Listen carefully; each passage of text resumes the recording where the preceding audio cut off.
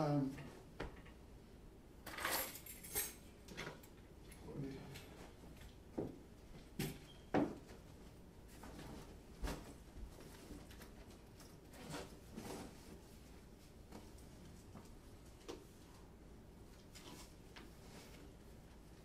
It's so good to see you. It's good to be back home. when you get back from there? This morning. Are you kidding? Oh, You wish you were, right? right now, I wish I was back in New York with 60 weather degree. It's Yeah. gonna take a minute to adjust. I'm sure.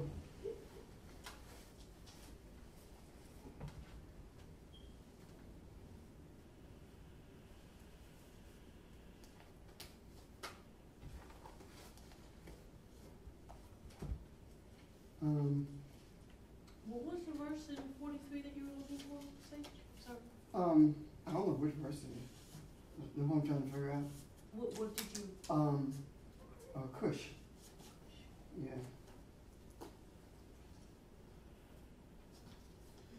I'm trying to, where is it? Search.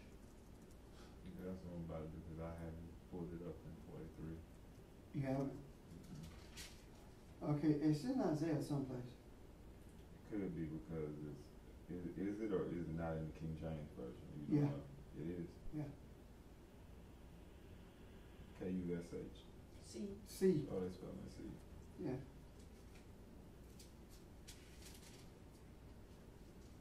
Isaiah 11 and 11. Huh? Isaiah 11 and 11. And it shall come to pass in that day that the Lord shall set his hand again the second time to recover the remnant of his people, which shall be left from Assyria and from Egypt and from Pathros and from Cush and from Elam and from Shinar and from Hamath. Is that the and from only, isles of- is that the only place? That can't be the only place in Isaiah. Okay, let me go back and check again.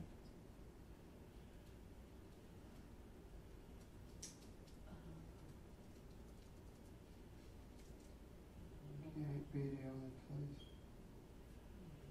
Which in blue letter? Yep.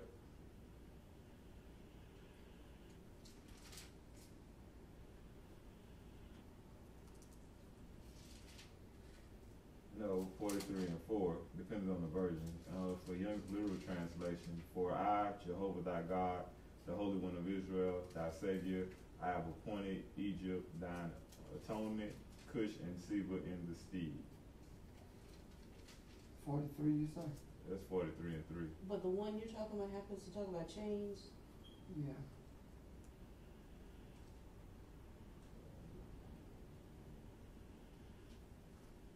And then, Look for change, Shelley. okay. Because there's a lot of places in Isaiah.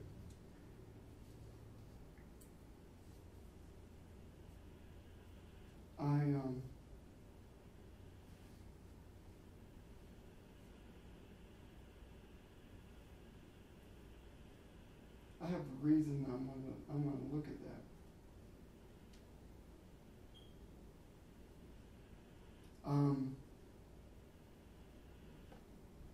Does it deal with Passover? Huh? Passover?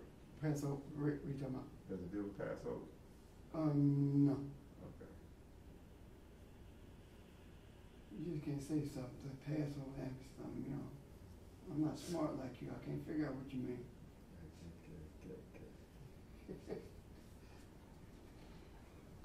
What I want to talk about is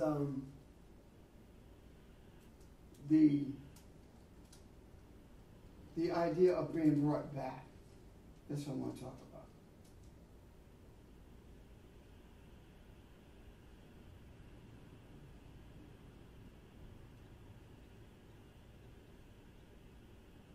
And because if everything is a thought, right, then that's a thought.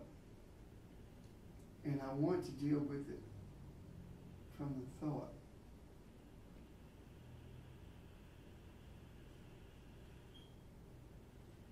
Isaiah 45:14, they shall come after thee. That's it. In chains they shall come over and they shall fall down, and unto thee they shall. Okay, Let And me the know. Passover. that's it. Huh? Thus saith the Lord, the labor of Egypt, the merchandise of Ethiopia, and of the Sabines. Men of stature shall come over unto thee, and they shall be thine. They shall come after thee. In chains they shall come over, and they shall fall down unto thee. They shall make supplication to thee, saying, surely the Lord God is there. No, God, that's not it. That's not it. Oh, okay. I was about to say that version of mine uses Passover. It doesn't say change. Okay, all right, let's see. Okay. This is what I'm looking for. The reason is because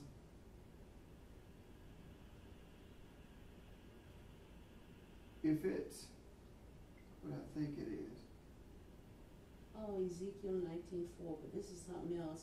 The nations also heard of him. He's taken in their pit, and they brought him with chains unto the land of Egypt. But that's still not what you're talking I cannot remember that ever seemingly. Hey Beth.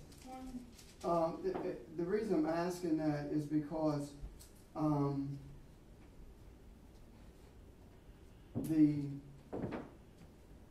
the idea of Cush being brought back. My question is this: if Cush is brought back, what does that mean?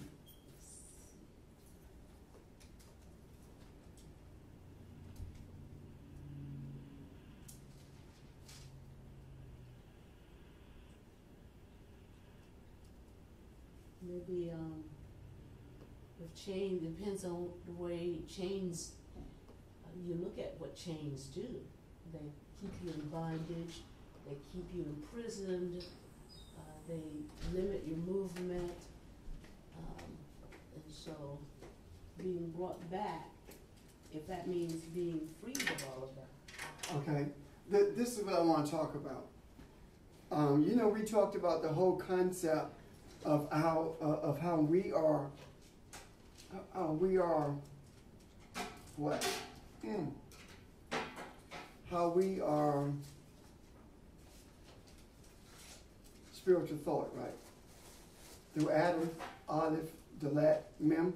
Remember that? Okay, now, when you look, what do you find when you look at Cush? The meaning of it? Yes, what do you find? The Benjamite mentioned only in the son of Ham, grandson of Noah, progenitor of the southernmost peoples located in Africa. The people were Okay, located around the southern parts of the Nile. and that's Cush, right? But what is the root of it? Where does it come from? What does it actually mean?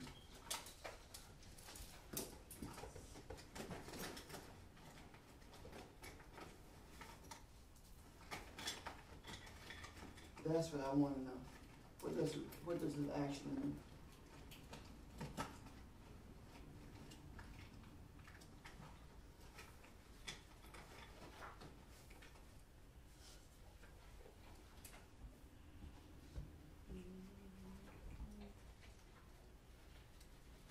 And the reason I ask that is because if we look at it from the perspective of Cush being the people of color, right? And you remember we looked at it from the perspective of racism, how the confused thought or the darkness manifested itself in the dark skin. And then last week, one of the things I said was, I believe that man created himself, or that God did not create man in the thank you, in the way that we think He did. You remember that? Okay. I want to follow up with. Thank you, dear.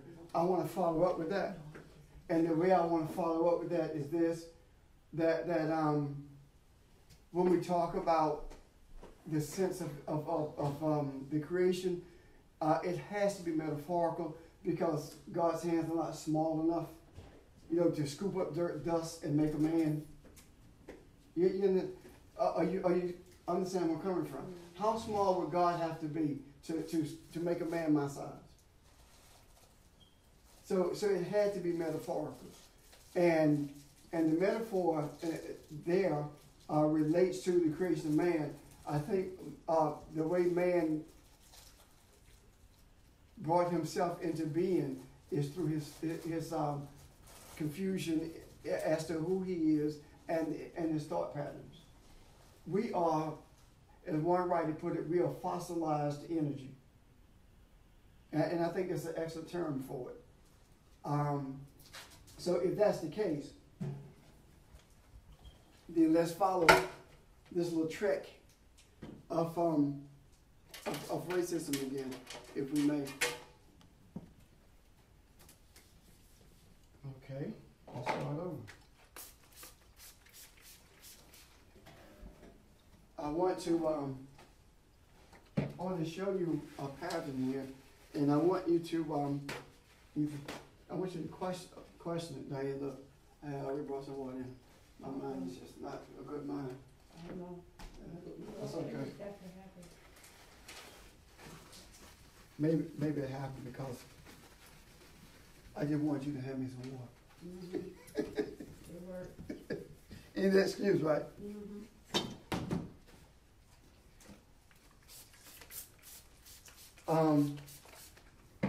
I'm trying. What I want to do is put the thing up. You know how we followed it from the dark skin from the east to the west in terms of thought. That's the pattern I want to deal with. Now,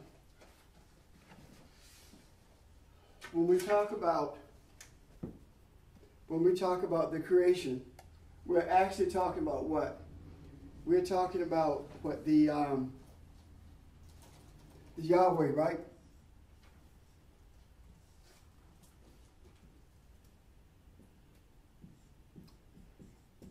And then, well, of course, Ein Sof here, right?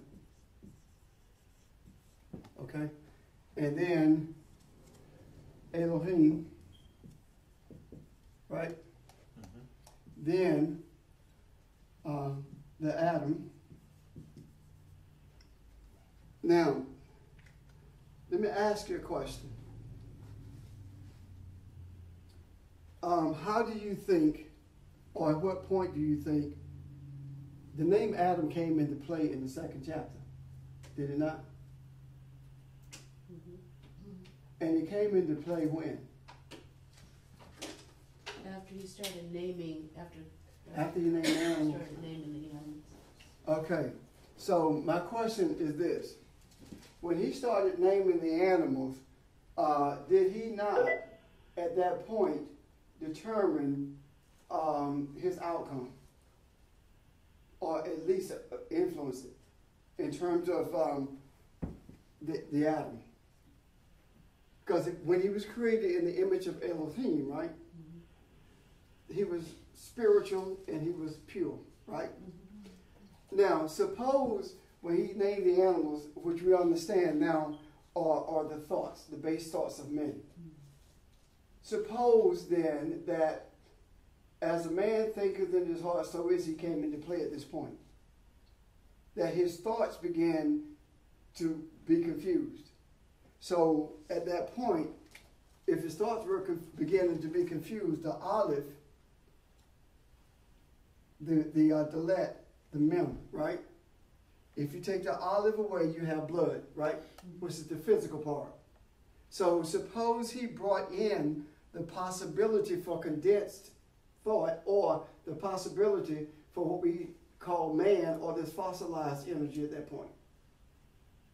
Okay, then the question would be, the Creator then knew that he would do this, allow this then, because the Creator gave him the authority to name the animals. Okay. Now. And so the question I would have is, well, it would be free will. It really is a rhetorical question. But raise it anyway.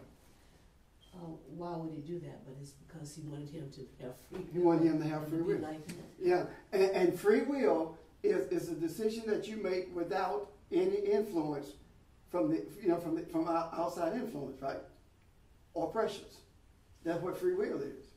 So when he made that decision, made those decisions rather, in terms of the way he was thinking, is that not what brought us to the place of the Adam, the Adam, where there is the potential for the spiritual and the physical, but the direction it takes depends on the thought pattern of the man, of the thought pattern of the one who's the created entity, the created being. Does that make sense? Mm-hmm. So the thought pattern of the created being is what brought us to this place of the Adam. This being Adam. Now, and at that point, when he did that, the consciousness that he fell into during this period is what brought about his sense or his thought of separation when he saw the feminine energy or recognized the different energies. Are you still following me? The feminine and the masculine energies. And it was at that point that he began to think in terms of being separate. The idea of duality came into play.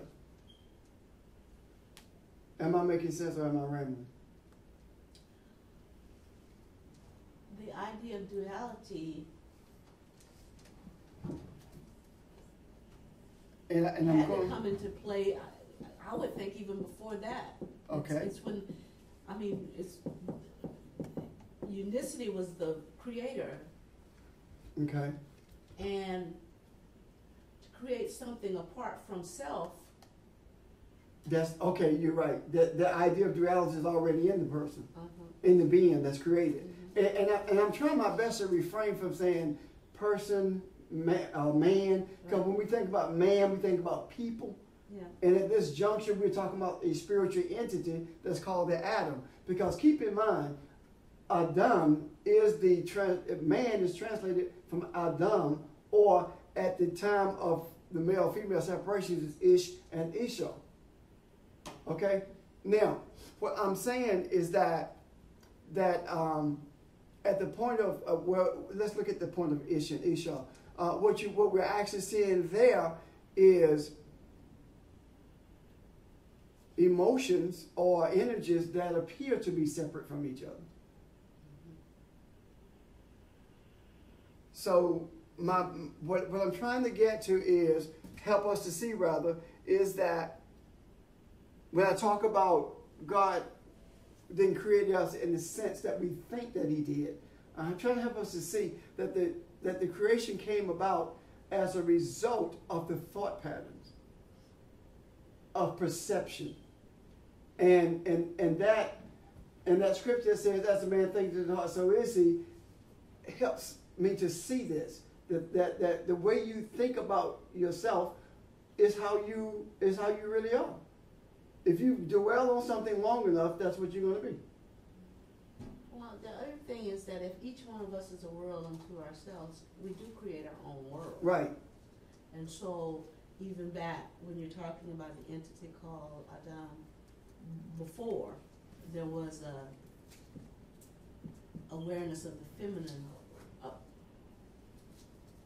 that the Adam had to have thoughts as well. So yeah. Right. It created. It brought into being what exists now. Yeah. Can you see that? Are you following me? Come on, Rika, talk to me. Okay. When the Elohim brought into being this entity, after the animals, the entity was named Adam. The animals, naming the animals is actually developing characteristics of thought. Did not the Adam name itself? That's what I forgot to look at that. Are you looking at that in that second chapter? No, I'm not. I'm looking at Cush. Okay. Sheldon must be looking at He is now. You know that, don't you? Go down to verse what? Genesis 2 2, something. verse 15 maybe. Somewhere in there, because 7 begins the creation, of man. Is that word in that place in the 7th chapter? Is that the word for Adam in that 7th chapter? 7th verse. I'm sorry. 7th verse. Yeah.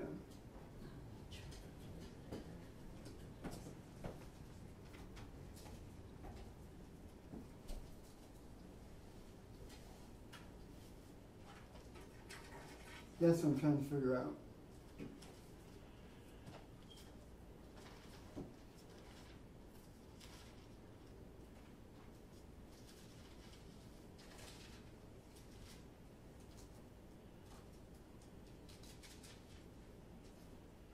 I'm going, okay. It is the Adam in the 7th verse. That's what it is. So I have it in the 7th verse. Yeah. The Lord formed man of the dust. Yeah, the word man is Adam. Okay, that's what Yeah, that's the Adam, right? you're saying. Yes. Now, The question I asked was, did he name himself? But it doesn't say. it doesn't. It says, and the Lord God formed Adam of the dust. See that? Mm-hmm. Now, this is the funny thing about it. That word dust can also be translated as debris. Mm-hmm. But is it not like a lot of the Hebrew words? There's a positive side and there's a Negative side, yeah. depending on how you choose to create it from it. Well, and then, That's part of the duality in a sense. and I need some help. I really need some help with this, because when you look at, it says that he formed the Adam from the dust of the ground, right? And the word for ground is Adamah, which is the feminine of Adam. You see?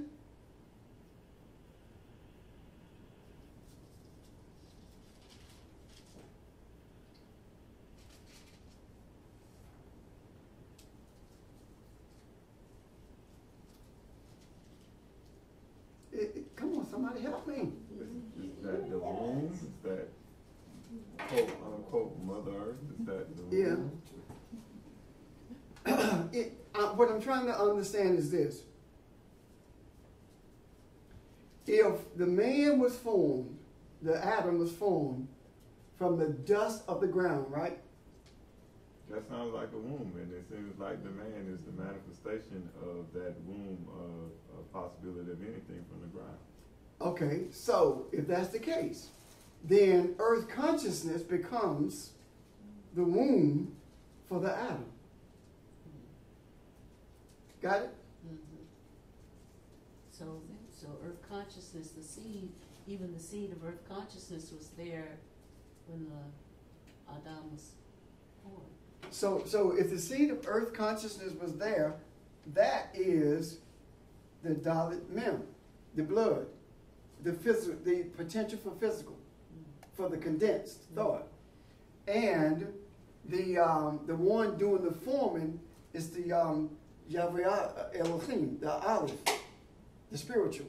So this is what what actually happened is that if he was formed from the dust of the earth, that means that he was formed in the midst of earth consciousness. How do we get the earth consciousness? Because in the beginning, created was heaven and earth. Got it? So Am I the making? beginning created heaven and earth. Yes. So now you have heavenly consciousness, which is enlightenment, right? And you have earth consciousness, which is, again, two different thought patterns, are there not? So now if you follow it all the way through, there are these parallels with the enlightenment and with the earth. you know, with heaven and with earth. You see what I'm talking about? There are these parallels there. There's always the potential for the entity being created to be totally spiritual, but never is there the opportunity to be totally physical. Never is there the opportunity for that. And the reason there's not the opportunity for that is because the only way you can be totally physical is to stop breathing. Because the breath is what was breathed. You see where I'm coming from? Mm-hmm. So you can't be totally spiritual. I mean, totally physical. But you can be totally spiritual. Now, having said that then, the objective was to give the Adam the opportunity to choose the direction he was going to take. Or it was going to take. And the direction that it chose was its own way. And in choosing its own way, it ended up with a division of energies, meaning that he brought into being from that state of consciousness that he was in when he said he put him to sleep. From the state of consciousness that he was in, coming out of that state of consciousness, this is what he saw. This is what he brought from that state of consciousness with him. Male and female, Ish and Esau. And it was at that point that he said, for this cause shall a man leave. You got it? No, now, I have a question. Uh-huh. But it was Elohim that said it is not good for man to be, quote unquote, alone. Yes. Now, my question. That's before the sleep. That's before the sleep. Matter of fact, that's before the animals, isn't it? Yeah. Because, and that's the thing, it was right before the animals, and it says it is not good for him to be alone, and you were thinking, well, he must have planned to create him a mate right then, but he didn't. He created the animals right then. And it was Yahweh Elohim who said it's not good that the Adam should be alone.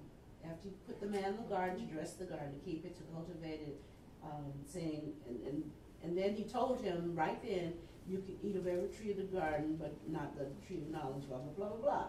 And then, you know, you can't, between 17 and 18, you really can't say that it immediately followed because time was not an entity. Right. So, but this right. is the next verse, though.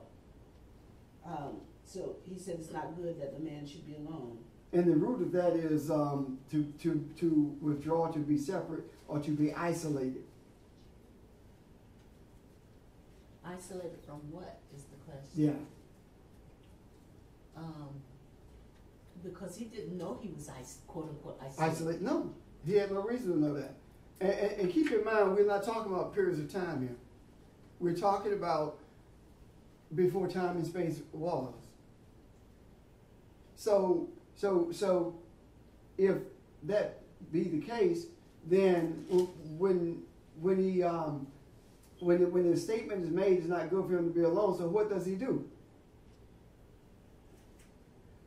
What does he do? From the same place, the Adamah, which is the ground, what happens?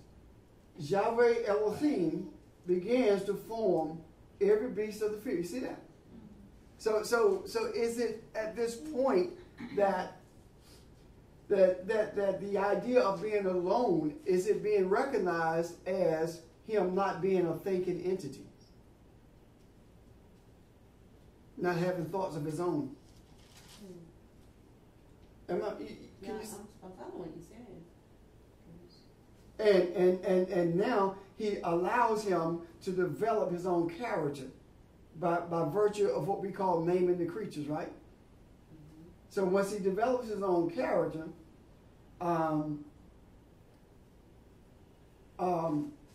he is almost like a jar with thoughts in them, if you can see them as little pieces of paper, and you bring them, you choose the ones you want, and you arrange the words the way you want them arranged, and that what determines who you are.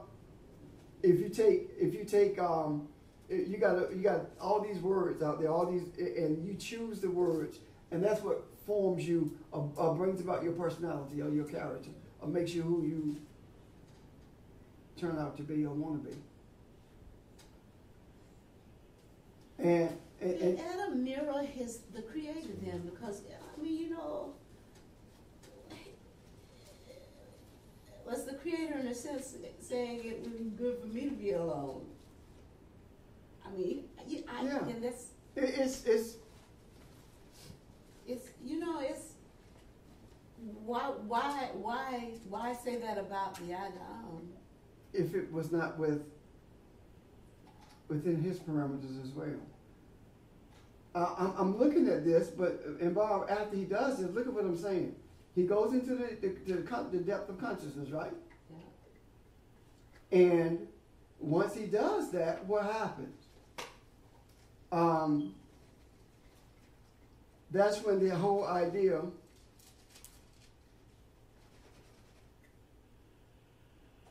of what? That's the whole idea of That's when the woman, the feminine entity was identified, for lack of a better word. When he goes into the depths and he sleeps. right. That's the consciousness that he goes into, a deep Then consciousness. Adam gets to name that entity as well. Right. And from that point on, everything that is, he is the one who develops the character of it. Can you see that? By naming it. But he begins to develop what it's going to be. Now, why is all this necessary? But verse 23, Adam said, "This is now bone of mine." It says, "At last, this one." It's like I have all these other thoughts that I've created, like cattle. I've had all these other thoughts, but now this one. This is mine. Yeah, this is the one that's closest to who or what, how it was defining itself, seemingly. The reason I think this is necessary is because if we can understand, Barbara, But the animals were not taken from the Adam. The animals were taken from, they were thoughts. They were, the ground. But the woman was different, created differently from the animals. She's taken as a root of, part of. do you have the blue letter Bible up? Do I have what? The blue letter. Mm-hmm. Now, look at now. Which verse? Verse 23, it says stroke, beat, footstep, anvil, occurrence. Pa'am. Pa'am, yeah. If we can understand this portion, then we can better understand how we move from where we are to where the Creator intends us to be. This changes the way we perceive ourselves. Because then this is getting back to the root of how it was that we evolved and created the world that we created. Yes. I mean, and the word pa'am is the root. Its root is to thrust, to impel, to push, to beat persistently, or to be disturbed. So, and the word for bone should be essence or substance. You see that?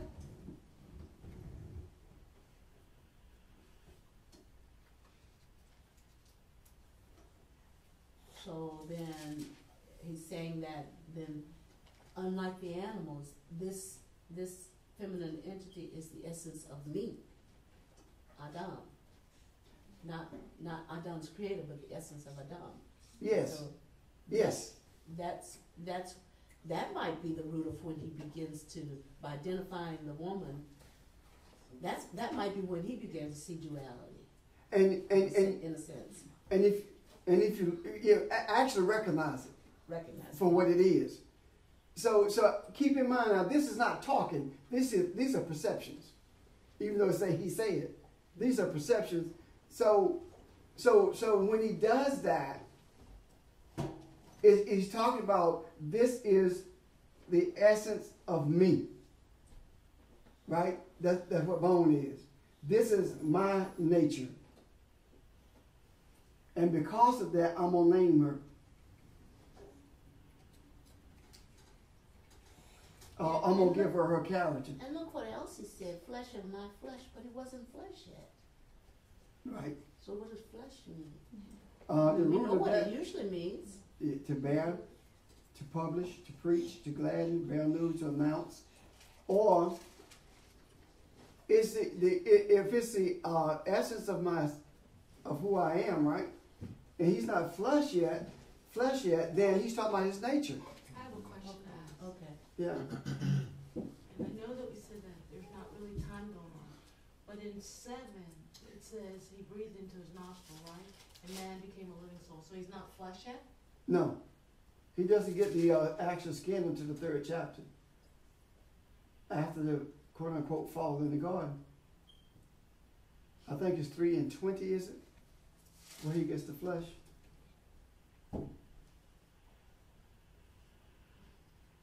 You know, with the skin, well, I should say. Because the word for flesh and for skin are 2 different things. Okay. Flesh relates to nature. Yeah. So what are we saying here? Let's see, can we pull at least this portion of it together so we can see a clarity of what's being said here.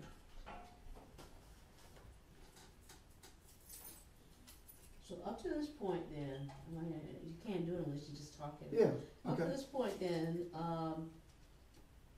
for whatever he meant by it's not good for the man to be alone, meaning not to have his own thoughts, but simply to do what he was not literally told, but told to do. The Creator gave him the opportunity to form thoughts and gave him the opportunity to name those thoughts. Yes. But those thoughts were created from the same root that the man, prior to getting his breath, was created from the ground. Right. The Adama. Yes. The Adama, that's right. So, but then the woman, or the feminine entity, was created not from the ground as everything else was, Right. but from the entity called Adama. Yeah. Adam. Adam. Yes. Oh, Adam is the feminine. Yeah. The entity called Adam. So, But you know why? Because the Adam already had the Adama in him. it was already a part of him. Yeah. From the. So what we're doing. So it's just like the Elohim. Really, we are Elohim. The Elohim. We mirror Elohim to Elohim. Yeah. And so for Adam, the feminine energy mirrors Adam to Adam. Okay. You still understand? I got you. In I a got sense. you. Yeah. He doesn't. It doesn't see itself apart. Unless there's something to mirror it to itself. Well, it has to be, because if you look at firmament, it talks about a mirror. That's what it is. It's a mirror. And when you look at Mary, Mary's name is mirror. It comes from the root for mirror. So the feminine mirror to Jesus. You see what I'm talking about? Mm-hmm. When you look at Miriam, she was in a sense Moses' nemesis. His sister Miriam, also mirror. It seems like the feminine is always mirroring or becoming a mirror for the masculine, which makes sense because even to this day, it's usually the female who's more detailed and sees what we miss. Am I making sense? I'm following. Okay, so if that is the case, then what happens at this point maybe is that he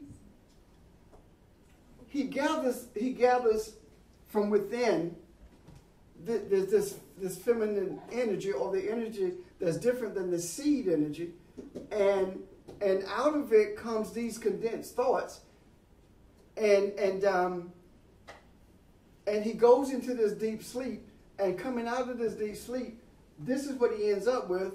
But then, my question is this: did he really wake up?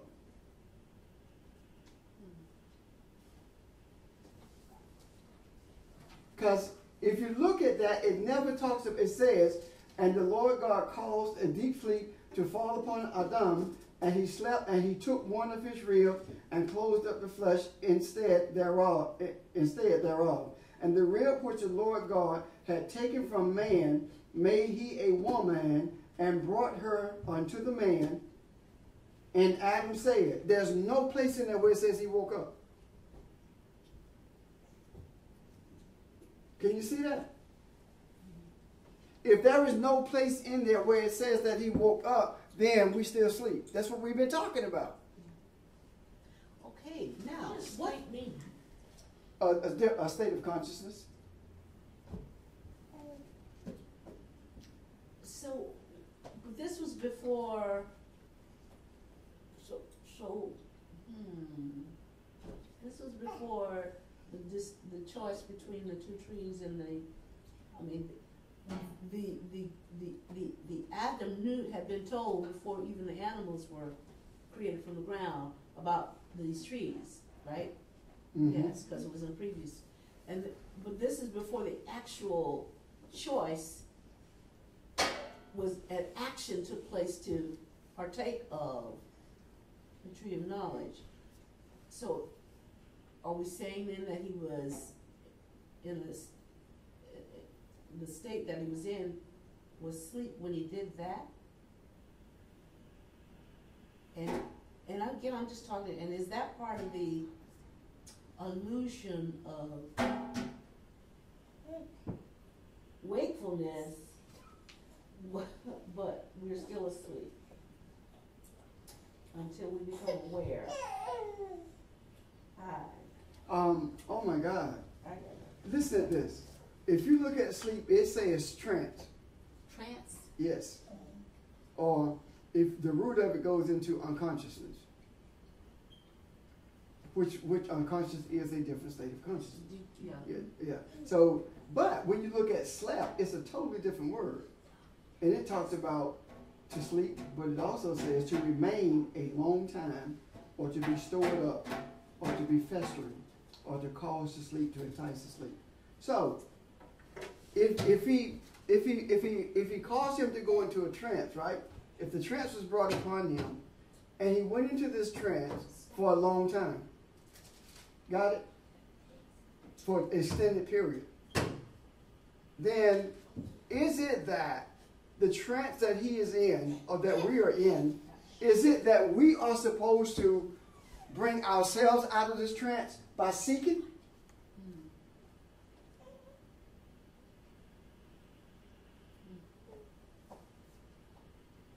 Or, if we are created in the image, right, then the entity that created us in its image brought its own consciousness to life, for lack of a better term. So is it that because we mirror this entity so completely that we are supposed to bring ourselves to this consciousness that we were created to be? And is it possible that embedded in us is this essence to bring this about, and we call it the pineal gland? Where's that section about that talks about awake thou who sleep or something? Yeah, I know you. In the Yeah. New Testament. So it's a reminder again that you still, wake up. You're still dreaming. You're still in the sleep. You think you're awake. Right.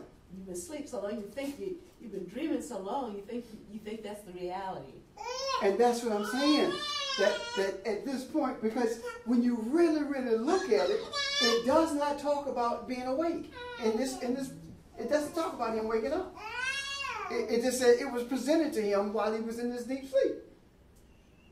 You see?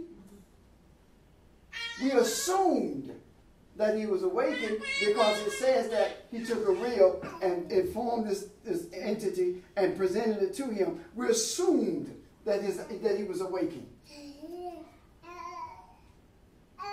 So in actuality, he's still in this state of consciousness, and in a dream state, whatever you dream in that state becomes real to you. How many times have you been in your bed asleep and you dreamed that you were falling off a cliff, or you dreamed that something was going on, and you could actually you woke up in a panic? Yeah. So is that a reminder that dreaming can be so real until you can perceive it, rather, to be so real until it does have an effect on you?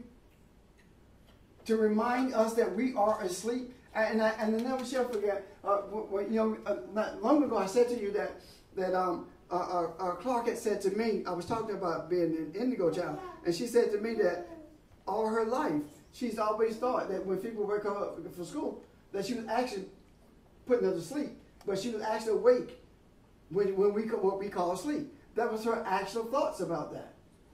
And the first thing that hits me is, where did that come from? What made her think that at such a young age? What made that go through her head at such a young age that while I'm asleep, I'm actually awake? Could it be that it's time for the awakening of the light that we are? That we are awakened, we are beginning to awaken something, and what we call generations, I got you, baby girl, and what we call generation is beginning to filter into our seed. And it's coming into fruition through our seed. Does that make sense? Diane? Okay, then if that's the case, given the scenario that you gave with Clark, then what does it say for those of us, like, I spend on an average, I may get 3 hours of what you call sleep. Yeah, so you've been 3 hours awake. Yeah. And I'm being honest, I mean, like last night, I must have fell asleep, I guess around 9 or something, because I was just, my body was just physically tired, and I had a toothache. But the little while that I was asleep, well, when I woke up, because I heard birds and everything, and a rooster crowing, I thought it was like 6 o'clock in the morning. My neighbor has a rooster. Oh, okay, Mike. Lord Jesus. Where did you go to sleep all last night night? long. But the birds were louder than the roosters. So normally when I hear the birds in the morning, I never need an alarm clock. The birds is what wakes me up. So it was so loud, I woke up thinking that it was like 6 or something, because I know I was going to get up and go work in the yard. But when I looked at the clock, it was actually 1 something. So I hadn't been asleep that long. But then when I woke up, I couldn't go back to sleep. Right. It was just like, it was like I was recharged and I had all this energy. I think what we do, Diane, we have, when I say we, I'm talking about the atom, of course. Okay. We have defined what sleep is for us. And that's why the body responds to it. We have taught the body to respond to what we call sleep. And what we call tired. But if you really, really think about it, the people who usually get things done or make things happen, they don't spend that much time in what we call sleep. When you really think about it. And I often say that that's why the world is such turbo shape, because it ran by tired people. So I believe that we have to begin to rethink this thing called sleep. We have to begin to rethink this creation story from a different perspective. Because what we have done when we talked about the ground, right? We talk about man being created from the earth. These are two different things. This is Adama and this is Etzra. Isn't it extra? I believe so. It's Aleph, Tav. I'm trying to, but the words are totally different words for earth and for ground. They are different words. Eretz. Okay. So it's Aleph, Resh. Okay. These are different words. Now, this is the thing about it. Listen now. That means, oh my God, if you look at the way it's spelled, it's Aleph, isn't it? Earth. Huh? That means that the Aleph, the divine presence, dominates this earth consciousness. You see that? Because it begins with Aleph. The letter that it began with, if the energy of that letter is what dominates the word. Does that make sense? In other words, it's the energy that influences what happens with in this word. So the influence is from the holy presence. But pay, is it pay to begin for ground, isn't it? Palm.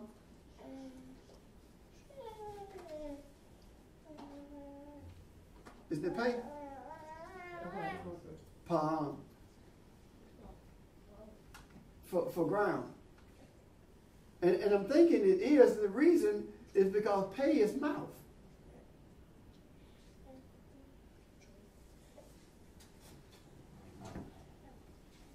Because I went to one of them and they translated it wrong. Okay. You know, when you do a search. Yeah. Oh man. And you find out it's not what they say it is. Yeah. But Constantine and his crew.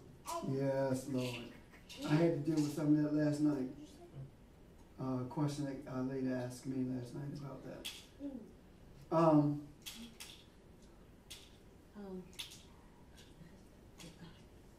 These things here, I mean, you have to be a little careful. No, ground is Adama. I'm sorry.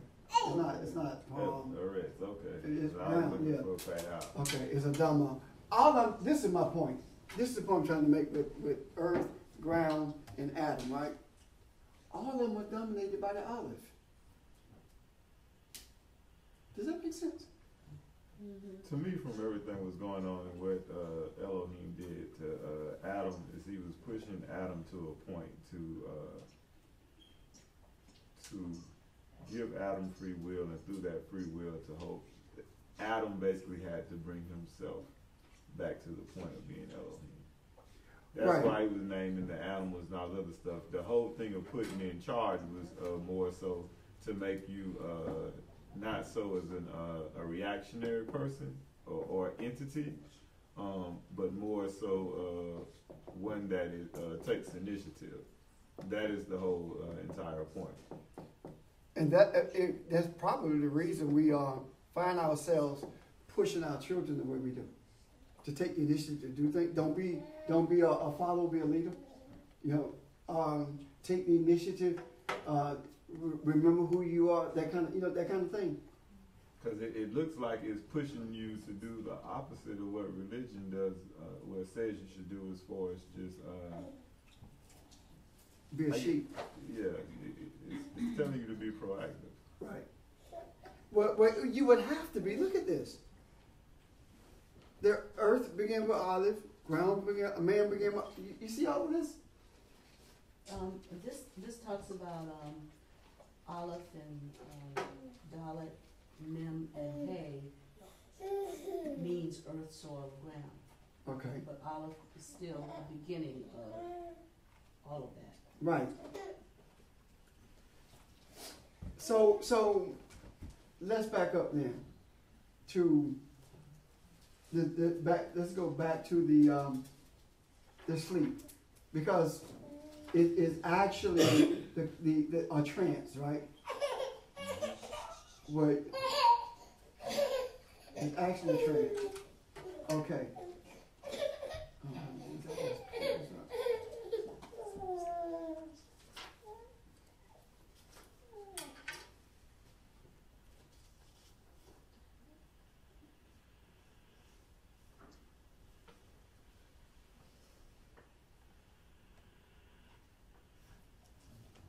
to fall, to lie, to be cast down, or to fail. That's the caused.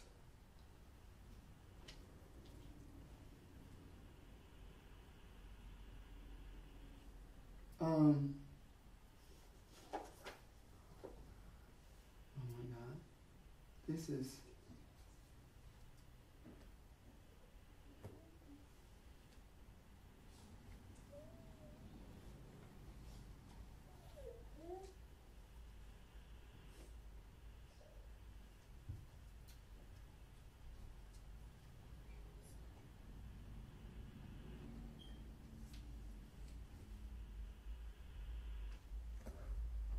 The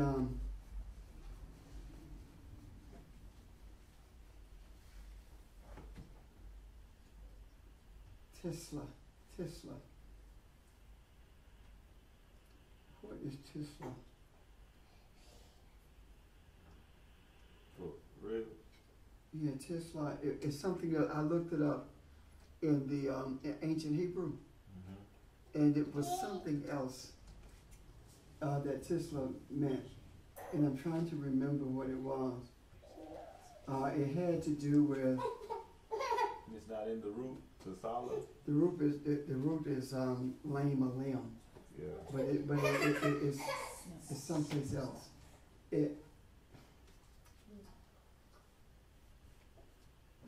I want to say. Let me look at that again.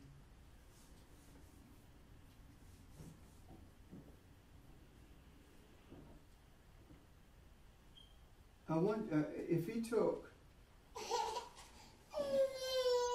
the side of a side.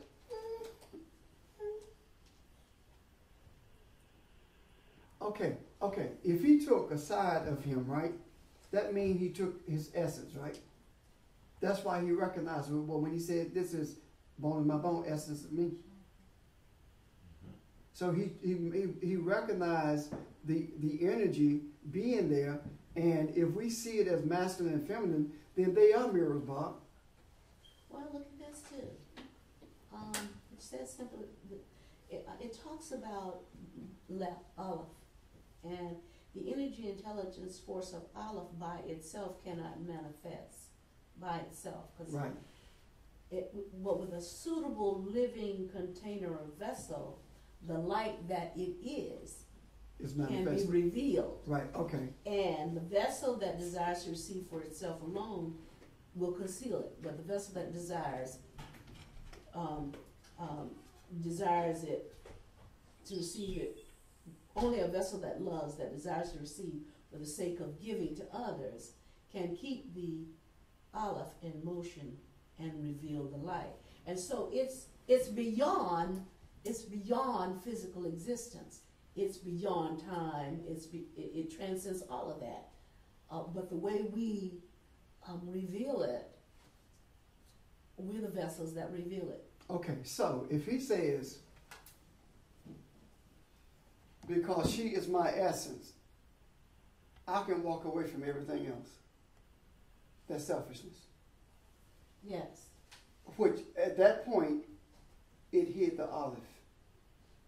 That began that separation. And that's where the darkness came, because the light was hidden. Mm-hmm. And when the light is hidden, now you make choices based upon what you want without regard to sharing. So your decisions become based on not knowing everything, because you're choosing to cut off that light that exposes all the other myriad of things that you have access to. So now let's look at the trees again. If that is the case, then the tree of the knowledge of good and evil, ripe and unripe, it has both light and darkness. Mm-hmm. It has an understanding of both. Mm-hmm. But the preferable one is to have the understanding of the enlightenment, because the spiritual man knows all things. Mm-hmm. Right? So if you chose to do that, what makes it unright? the thing that makes it unripe is confusion. And the confusion is only there because the olive is not being revealed. Right. So when the olive is hidden, when the holy presence is ignored, because that's what it means to hide the olive. The holy presence is ignored. When the holy presence is ignored, the result is confusion. So with flickers of light. Now, if that's the case, then once that took place, the selfishness ensued, and now everything begins to quote unquote slow down, condense, because he never woke up from this trance.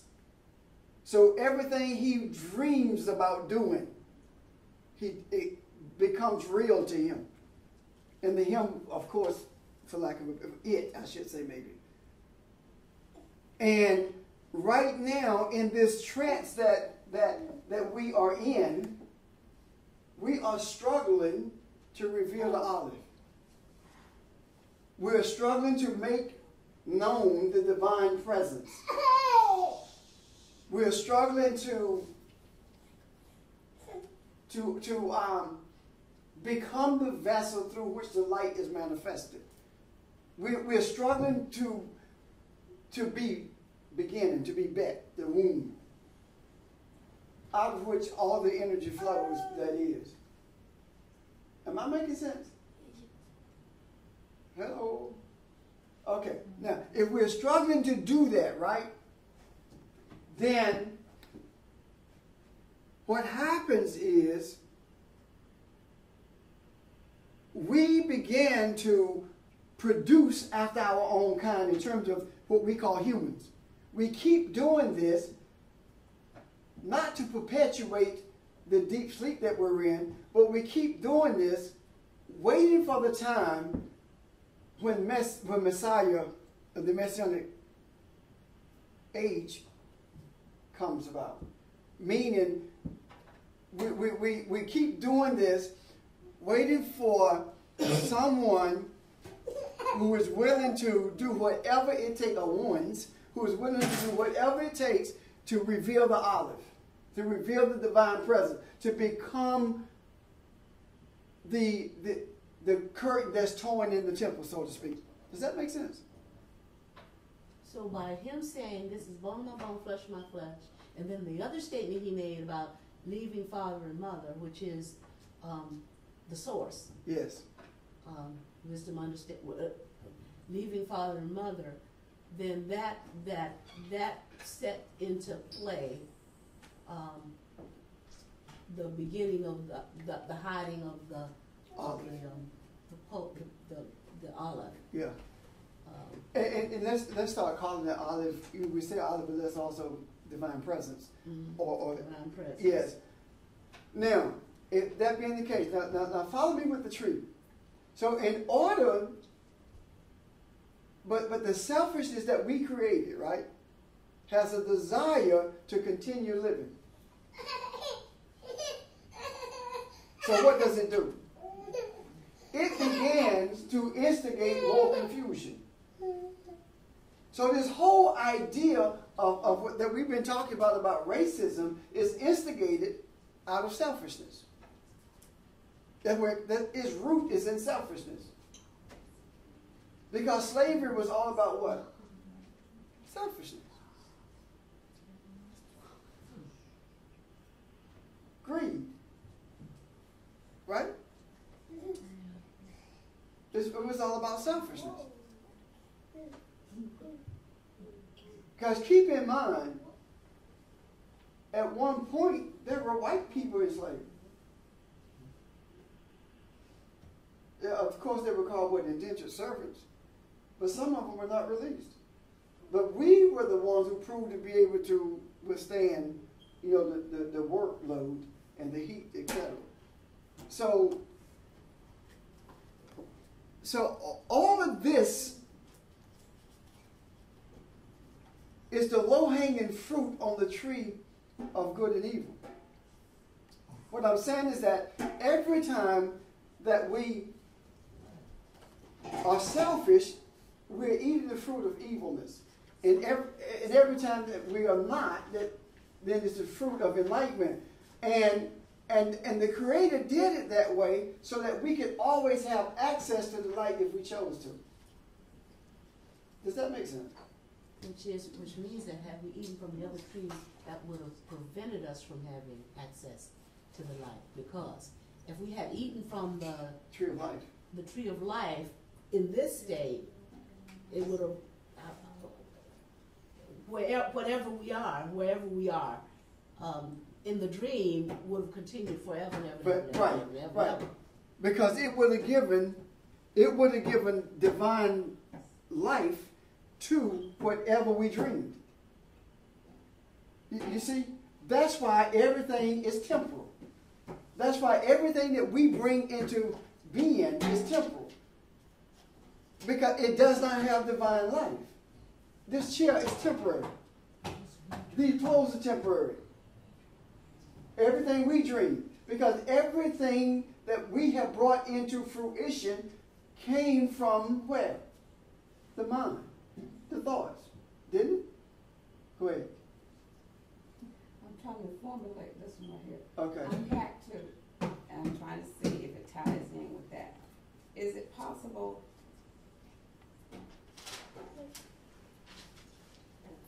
Since you're saying everything is a thought, and we dreamed it into existence. Go back to slavery. Uh-huh. Is it possible that we dreamed it into existence? Yeah, we did. Okay.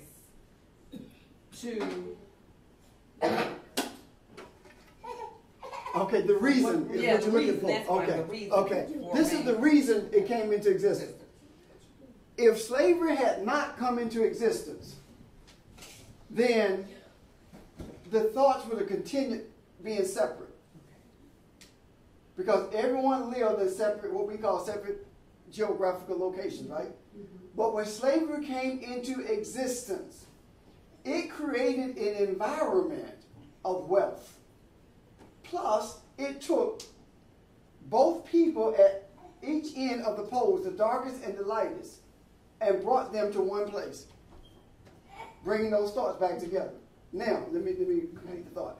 And during the period of wealth, it has grown to the place where everyone wants to be a part of what we call the American dream. You see? Dream. Got it? Yeah. That's all it is. Yeah, the American dream. Everybody wants that. So all the people of color, from the darkest in between up to the lightest, is now in this what we call the melting pot. So all the thoughts are being brought back together. All the energy is being brought back together as opposed to being scattered. And rather than use that energy being brought together to unify, we have used that energy to separate even though we're in the same place. Does that make sense? Mm-hmm. So now what we are attempting to do is to redirect that energy so that rather than think about, well, you know, white folk did this, black folk doing that, rather than look at it from that perspective, we began to see that it is not what white people have done or black people have not done. All of us must take responsibility for what transpired and began to seek the light of the Creator. That's our desire.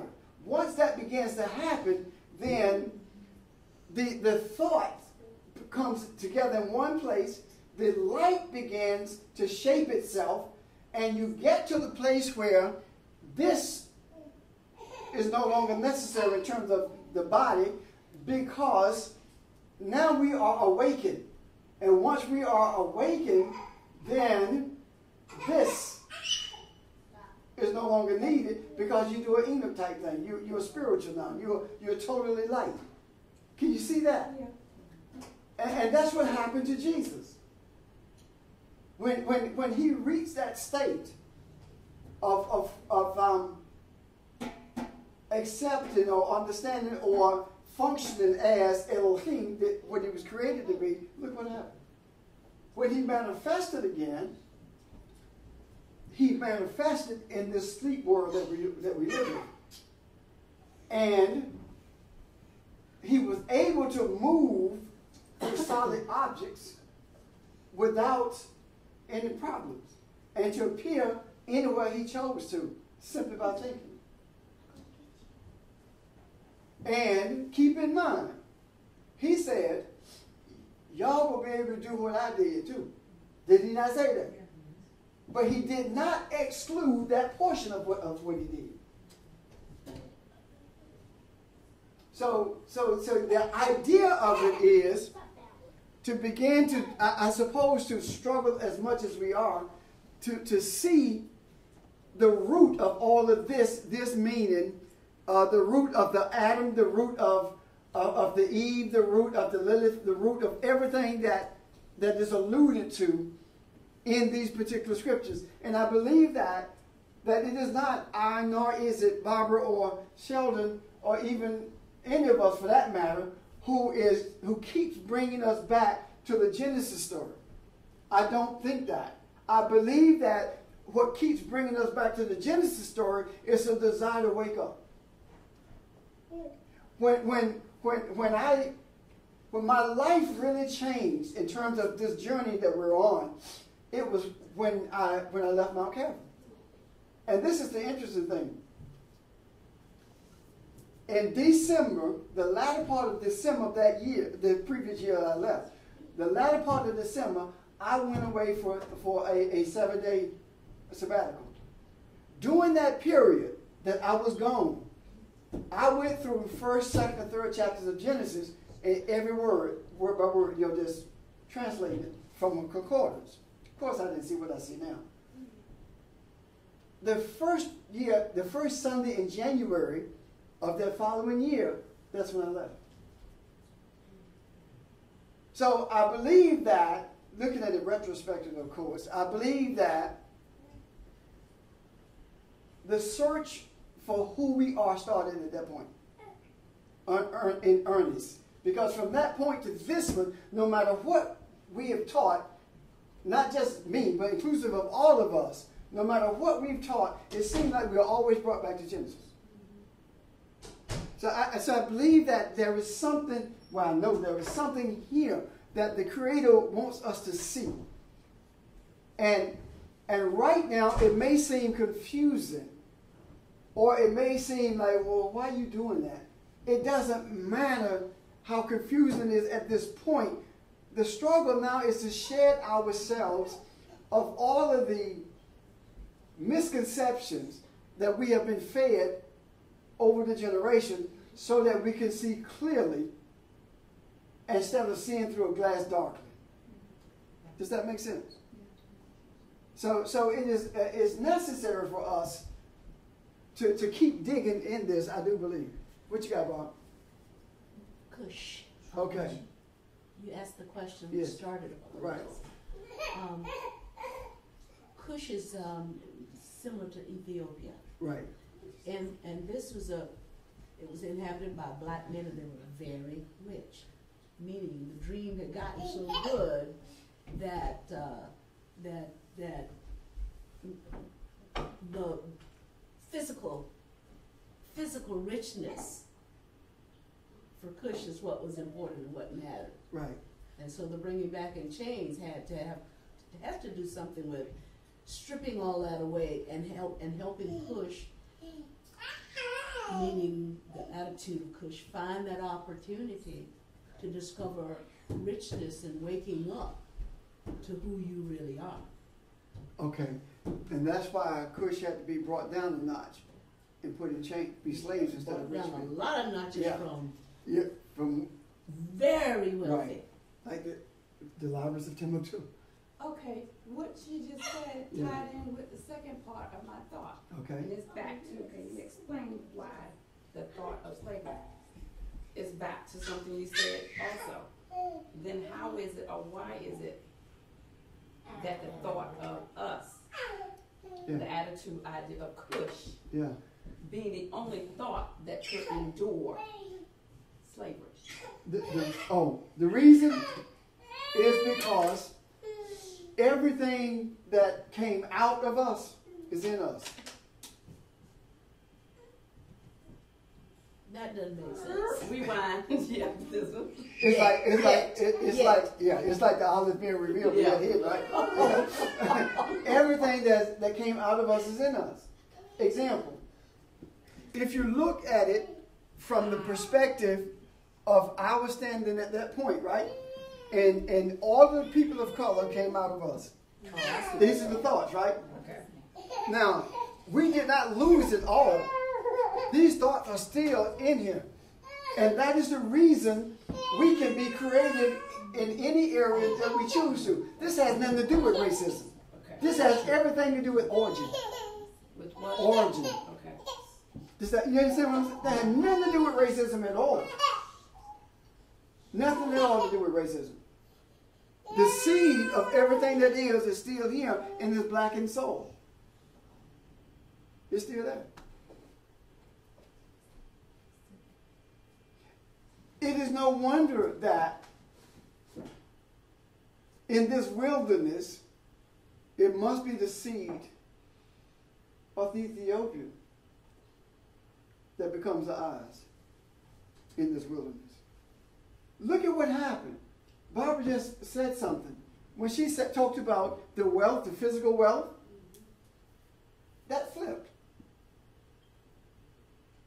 At one point, it was the dark-skinned people who had all the wealth, with the majority of the wealth in the world, who ruled the world academically, who ruled the world militarily.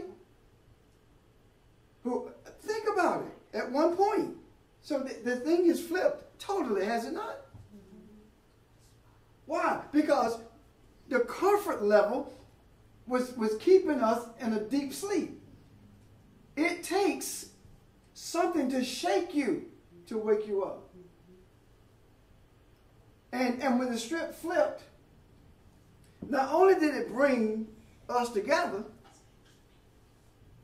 but it also brought us to a place of understanding that there has got to be more to life than silver and gold. I mean, because most of us were reared, get an education, get a good job, and raise your family.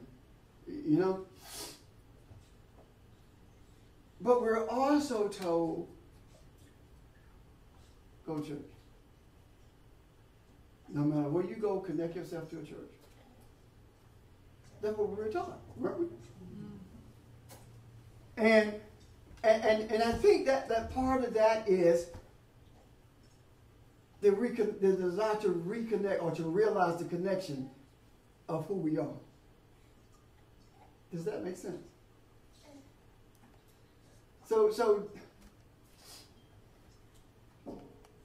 I don't think that the prevalence of the, am I pronouncing right, pineal gland?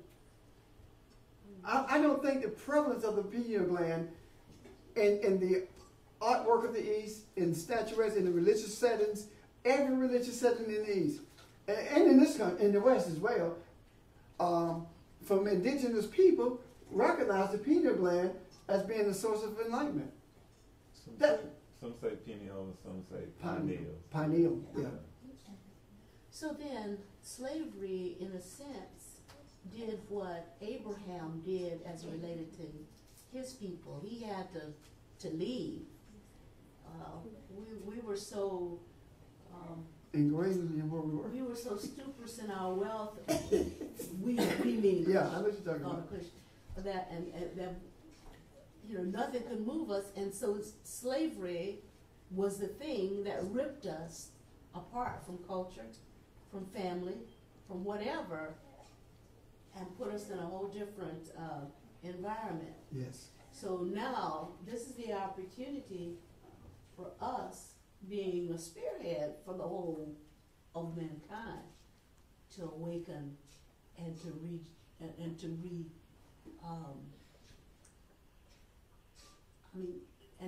to awaken so that we can connect back to the Aleph. Yeah. And the divine presence. And the very thing that was set to guide us is the thing that was also used to justify enslaving us. Mm-hmm. The Bible. Okay.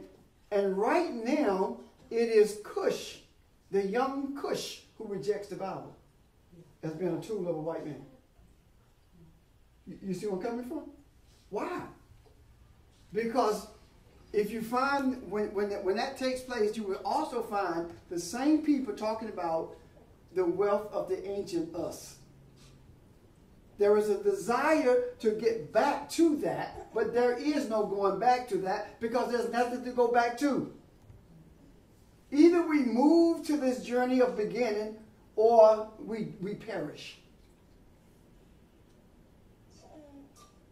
So, I wonder if there's a difference between the voluntary leaving of family, culture, whatever, as did Abraham, versus the involuntary leaving of all of that, as what slavery did. I think the difference is that when Abraham, when you do it voluntarily, it's because you have faith in what you've seen or been shown. Mm-hmm. But when you do it involuntarily, there's always a longing to go back because you felt like you need to leave on your own terms, or you left something behind that you want to go back to. Which means then that when we do get to that point as that we become aware, it's gonna be sweeter, even sweeter, because we thought. You know what I'm saying? It's like the person who commits a murder and this person who never did anything wrong. Well, what essence is the sweetest when they both come to the point where they recognize who they are? Right. It's that fellow that thought that he was the worst that he could be, to turn around to reconnect with who he is. I'm just wondering. It's just a thought. Well, it is actually because, and maybe that's why we go kicking and screaming. Because it is sweeter because you say, "Oh my God, this could have been done a long time ago. And here I am, just not, I did all of this to stay away from something that I really, really, really desire." So, backing up again. I have a question. Yeah. Before you back it up, I've been pondering this ever since last night. Bring it up. And I read it on Facebook. I have a cousin announced on Facebook last night that she's atheist and proud. Uh-huh. And it shocked me because we grew up together. Yeah. But so what we're talking about is all thought. So the thought of atheist, being atheist, or not believing. Because the statement that she put in, it was in reference to some stuff people always post and talk about God and the devil. And she was like, she was atheist and proud. I'm sorry, I don't have Bible verses to list a whole reason why.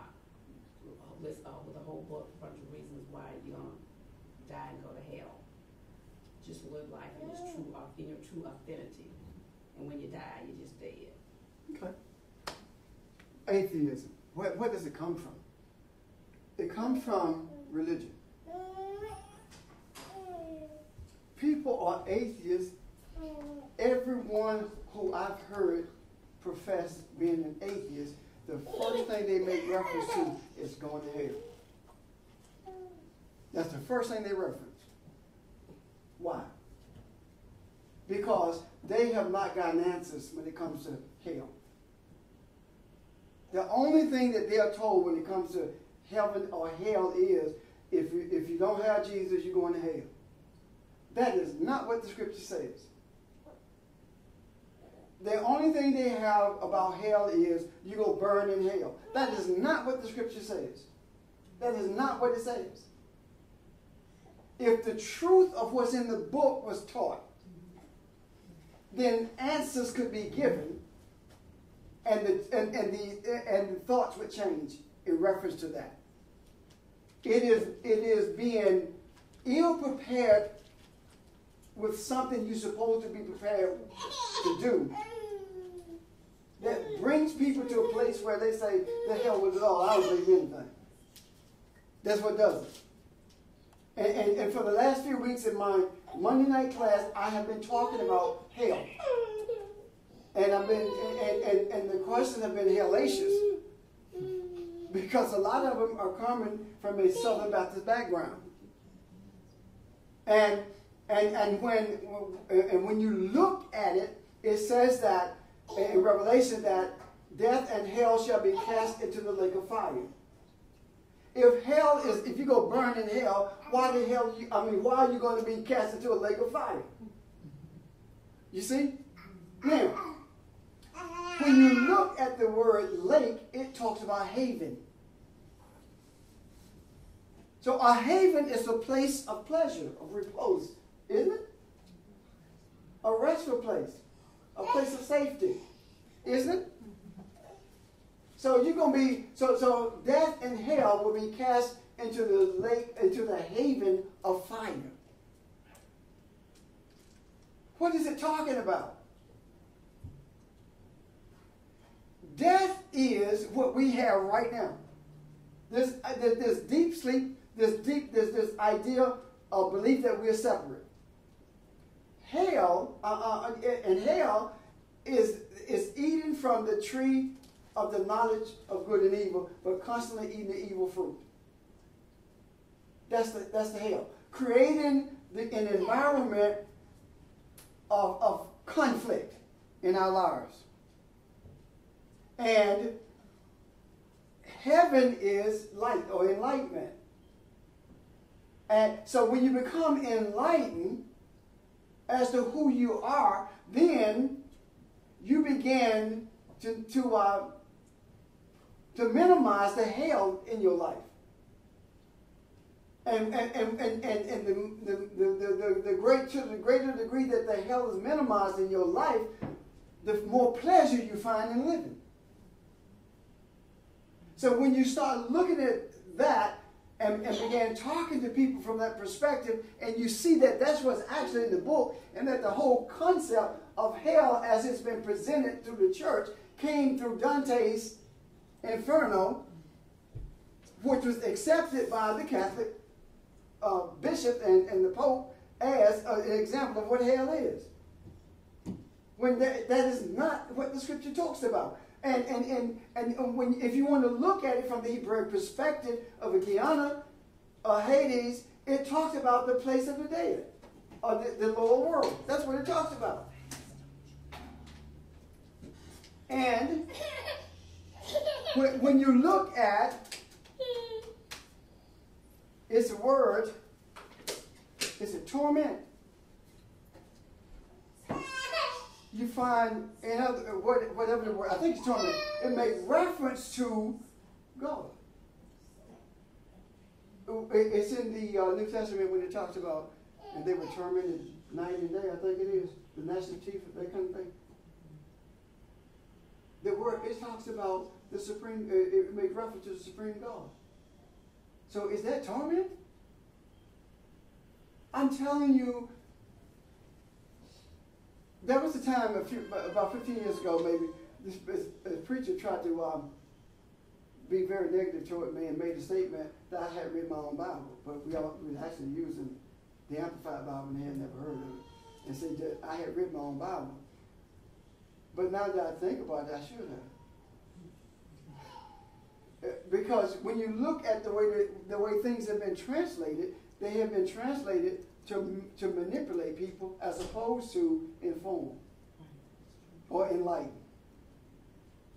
And so when you talk about that, that has been something that's been on my heart for the last 3 weeks, because I have been getting, I've been listening to things, and I've been getting calls about people who say they're atheists, and there's this thing called the Pastor's Project. Have you heard of that?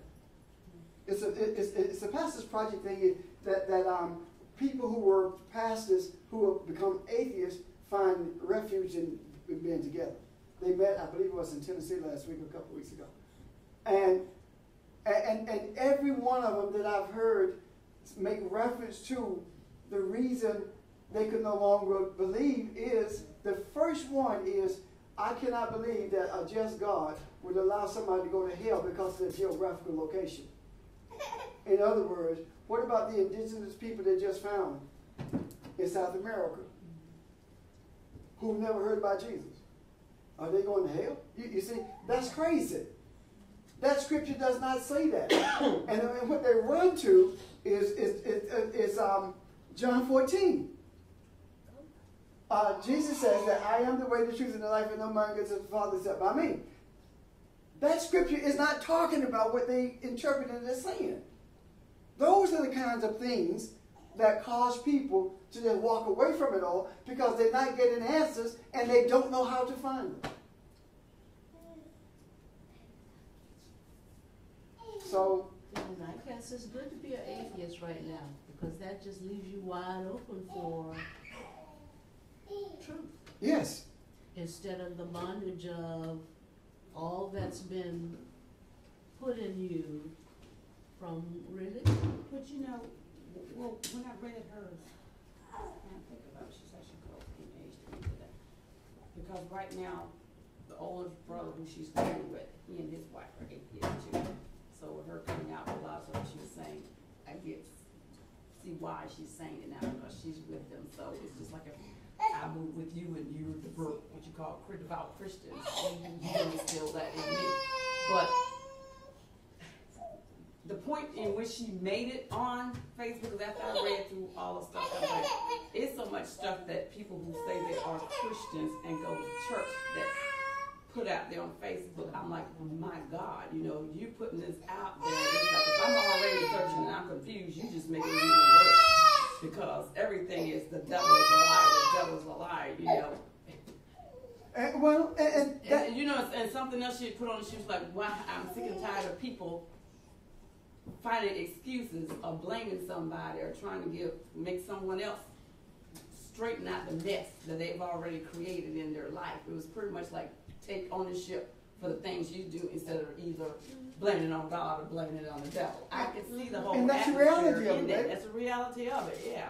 Because, I'm listening. But there's some truth in what she said. Yeah, it really is. I'm listening to these kids sing last night about the blessings that, speak it into the atmosphere and believe it, and it shall be yours. And I'm thinking, do you know what you're saying? And they're standing here singing this, and everybody's going crazy over this. And I'm thinking, how many times have you spoken something into the atmosphere and it didn't happen? What does that mean? We're saying so much. Now, We don't know what we're saying or believe what we're saying. if we can get to the root of what's in this Genesis story, I believe that we can uproot this. I believe that. And I don't mean uproot it simply by deluging social media with all this stuff. I don't mean it that way. I mean we can uproot it in the macro mind. I believe that we can do that. I believe that we are doing that. But I do believe that we're going to have some difficult days ahead of us in terms of working through these scriptures. Because regardless of how deeply we want to see, we are still working through things that was put in us. Because, look around this room. Everybody in this room were deeply ingrained in that religious setting.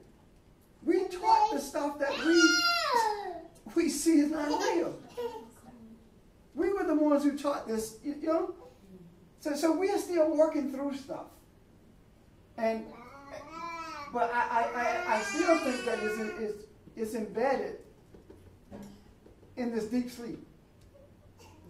I believe that we got to keep picking at it. Keep digging, keep uncovering until we begin to see. Because how many of you, for the first time today, saw it that he didn't wake up. Yeah, me. Yeah. First time I saw it, that he didn't wake up. This is the first time that I've seen that. Now, why has that been hidden? Oh, because we just assume reading all That's right. That's right.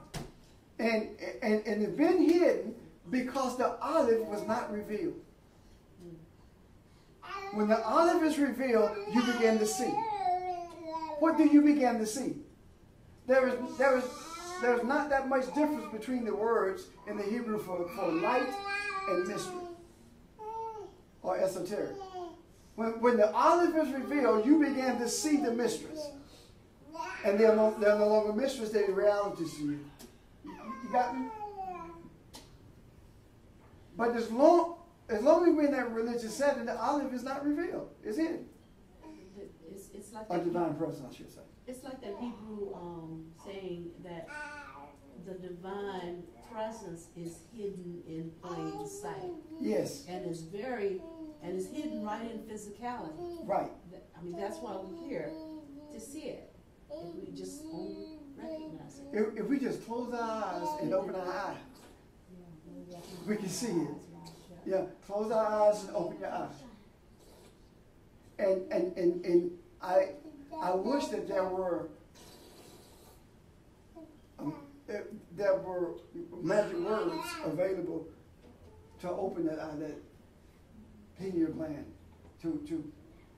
It's functioning, but we have shut it down by virtue of the dependency on these eyes that we assume are open.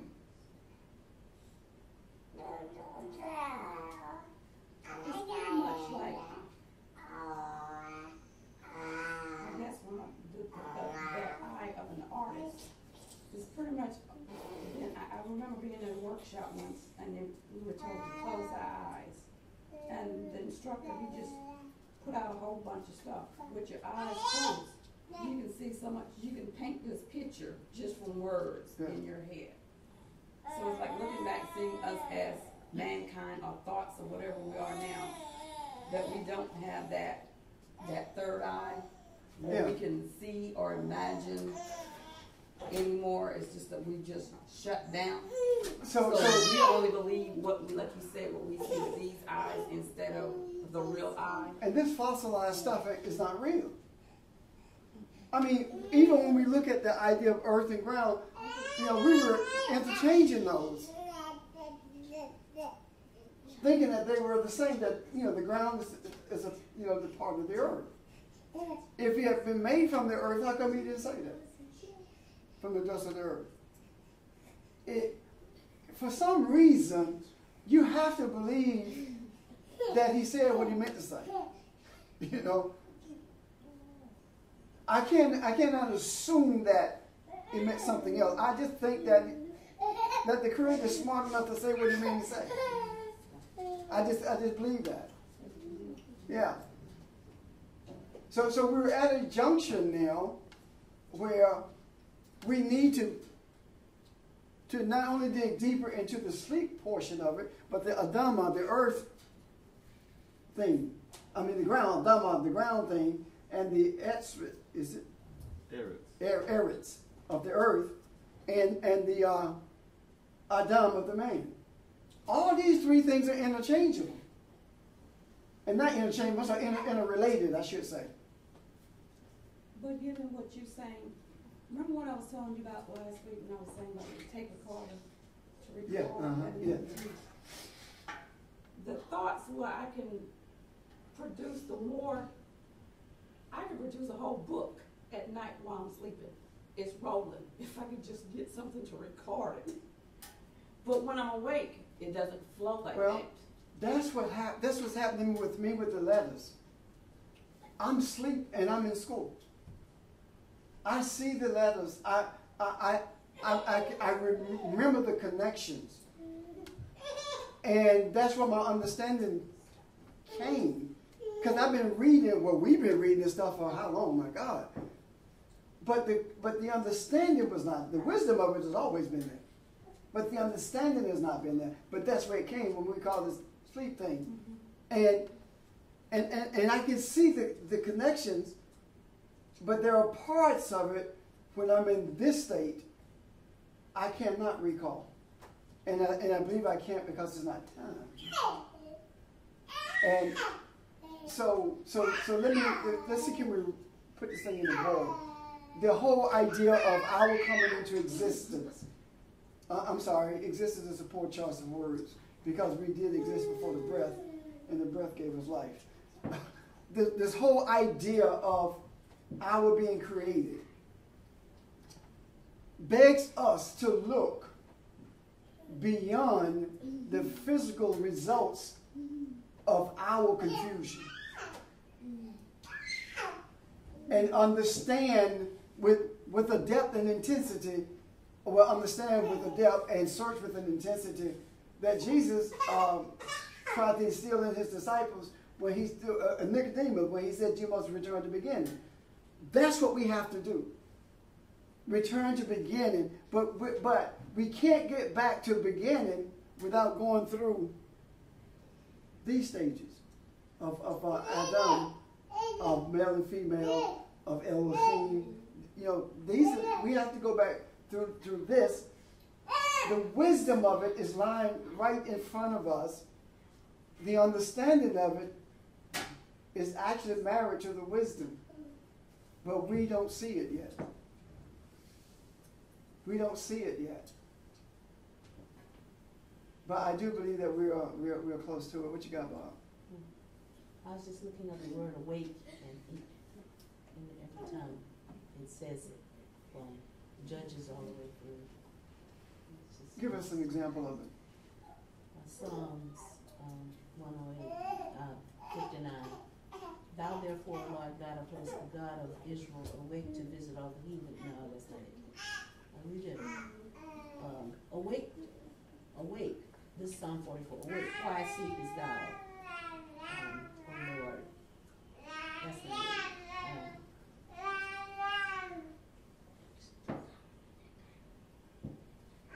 As for me, I will behold thy face in righteousness. I shall be satisfied when I awake with thy likeness. See, no. They life down and rises not till the heaven be no more. They shall not awake, nor be raised out of their sleep. See, read the first one again, Barbara. I hear something there. The Psalm 44. Yeah, I think that was it. Awake, that's the one about the Lord waking?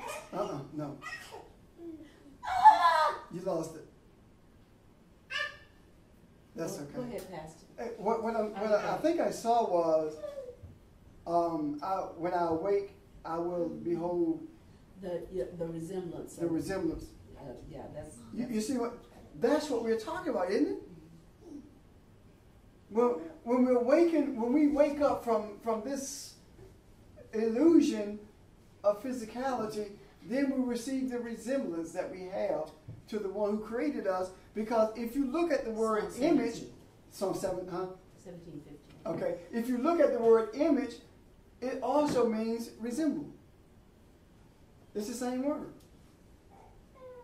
So, anyway, I guess I'm done, unless there are other questions, or unless you want to wrap this thing up in a neat little package. There are no neat packages now. Who? You. I'm talking to you. I don't know why you're looking around the room. You don't know who you're talking to.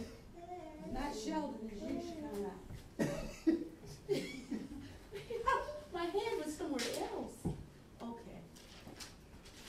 All right, we get ready to go. That's what he's talking Yeah. about.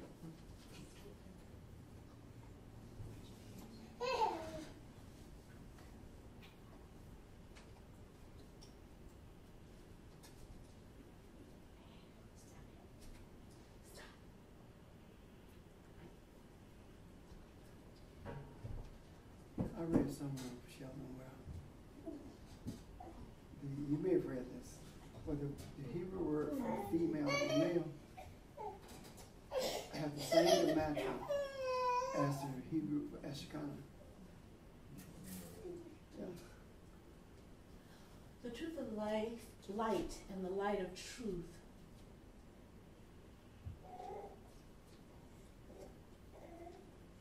permeates us as we awaken to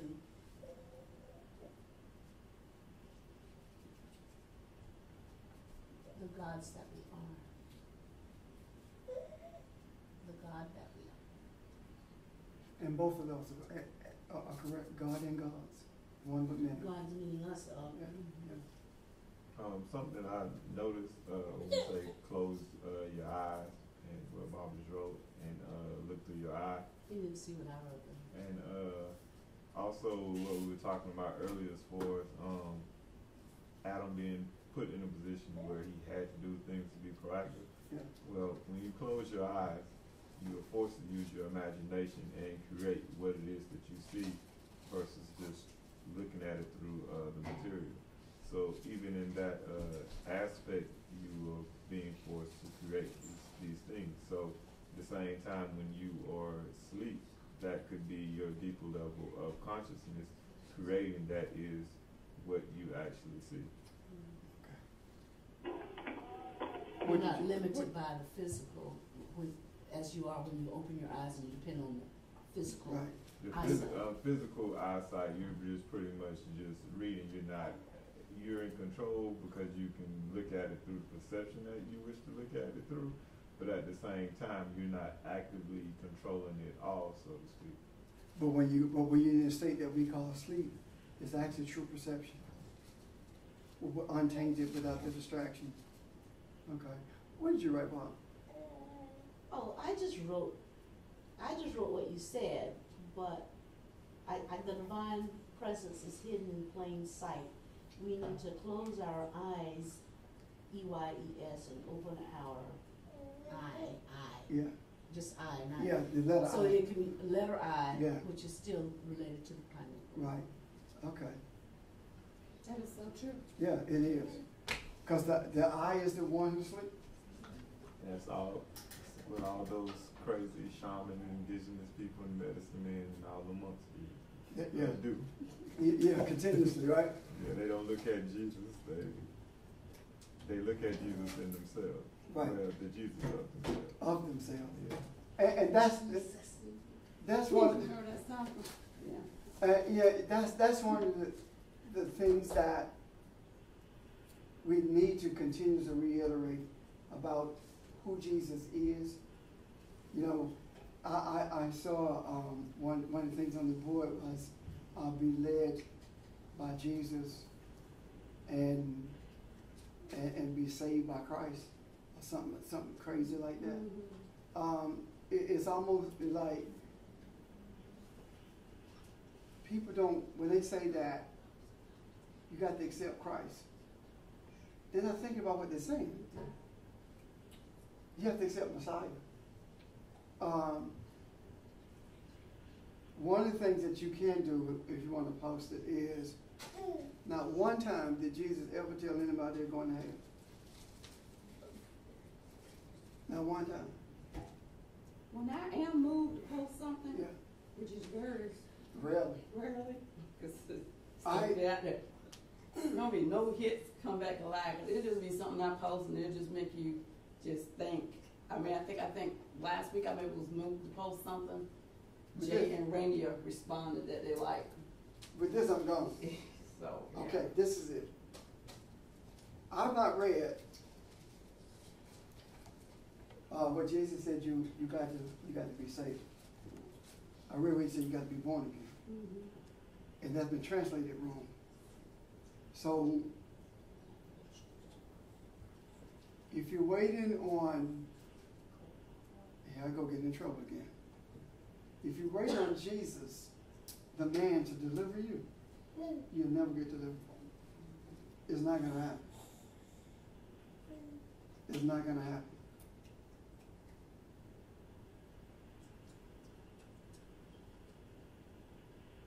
If you don't become or desire to become messianic, your deliverance is not going to happen. And deliverance is not separating you from cussing and drinking and stuff. Deliverance is separating you from this illusion that you're physical. You're delivered from this physical world. Okay, I'm done. Bye, telephone people and camera people. See you later.